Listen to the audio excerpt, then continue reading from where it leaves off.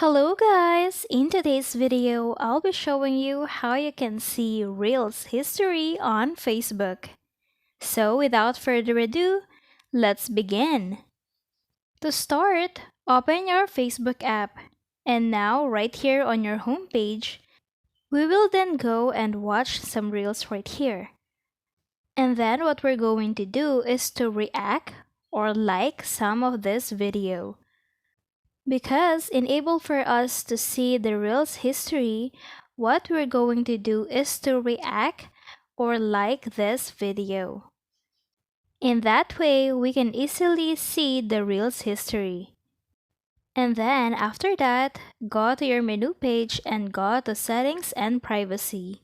Now right here on Settings and Privacy, we can see your activity. From your activity, tap on Activity Log. And then right here you can see Activity History. Just tap on that to see your activity. This is where you can see any posts or reels that you have any interactions. And now right here we can see the reel or the video that we've liked a minute ago. So, you cannot actually see the Reels history, but you can see the Reels or the posts that you've liked, shared, or you've commented. So make sure that you've liked or heart or given a reaction to the Reels that you want to see the history.